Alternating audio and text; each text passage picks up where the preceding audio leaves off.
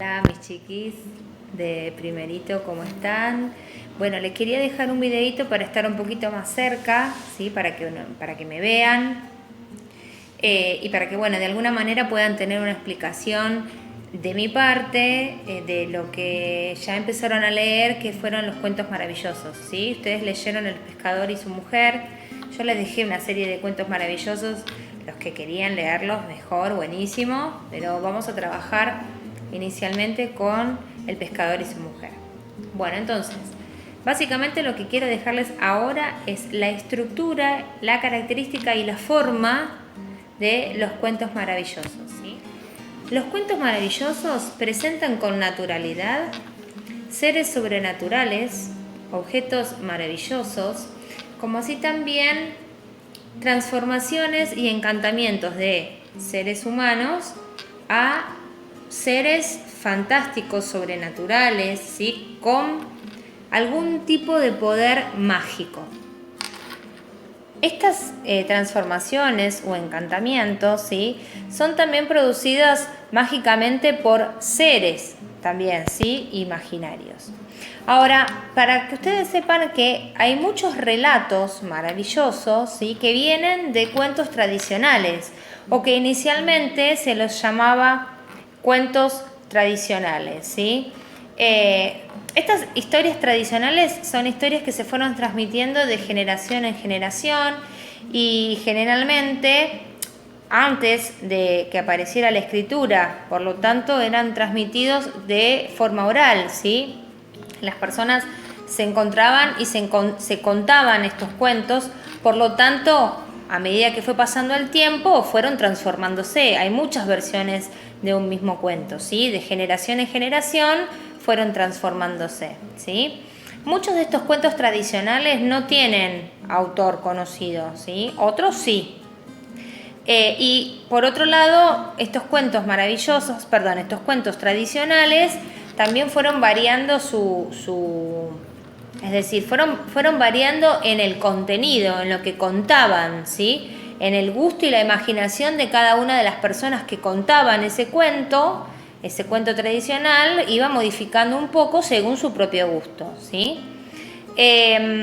Posteriormente, cuando ya nace la escritura, poniendo, bueno, de alguna manera, no como autores, sino como recopiladores de esos cuentos tradicionales. Si hablamos de los personajes, generalmente los personajes que vamos a encontrar en los cuentos maravillosos son, por ejemplo, ogros, ¿sí? Brujas, ¿sí? Personajes o seres con poderes mágicos, ¿sí? Y generalmente lo que sucede también es que los protagonistas de estos cuentos tienen algún objeto, ¿sí? Mágico que les da ese poder para poder triunfar, donde generalmente lo que triunfa es el bien, ¿sí? Otro de los rasgos característicos es que los personajes son bien antagónicos, ¿sí? El personaje que es el malo, ¿sí? Va a tener cualidades bien opuestas al personaje bueno. Dentro de estas cualidades opuestas y exageradas, también está el que es muy rico y el otro que es muy pobre, o aquel que es sumamente bondadoso y el otro que es excesivamente malo, ¿sí? Otra cosa que ocurre en los cuentos maravillosos es que muchas veces los nombres aluden a la condición social de ese personaje. Por ejemplo, en la Cenicienta se la llamaba Cenicienta porque siempre estaba o habitaba en un lugar donde había muchísimas cenizas, ¿sí? Estos cuentos utilizan fórmulas de apertura y de cierre. Por ejemplo, había una vez y de cierre fueron felices para siempre, ¿sí? O, por ejemplo, otra es fueron felices y comieron perdices, ¿sí? Son usuales también las fórmulas mágicas, cuyo poder reside en la repetición de una misma palabra.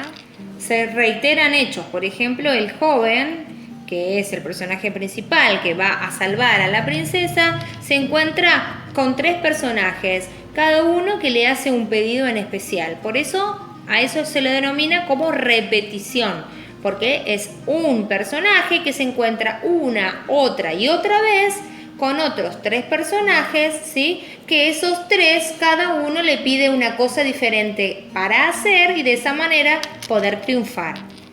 Y otra de las características es que aparecen números que generalmente es el 1 y el 3, ¿sí? 3 deseos, ¿sí? 3 cartas, o el 7 también, ¿no? 7 diferentes pedidos, ¿sí? 7 cuervos, 7 princesas. Bueno, ahora hablemos un poquito de la estructura narrativa, ¿sí? De los cuentos maravillosos y de los cuentos en general, ¿sí? La estructura narrativa es la introducción, el nudo y el desenlace. En la introducción nos va a plantear el cuento. ¿Quiénes son los personajes? ¿Sí? ¿En qué lugar se va a situar inicialmente ese cuento, esa historia? Es importante que ustedes sepan que en la introducción también vamos a tener la época en la cual se van a desarrollar esas acciones, y para tener en cuenta, la época generalmente en los cuentos maravillosos es indeterminada. El nudo siempre se presenta como una complicación, ¿sí?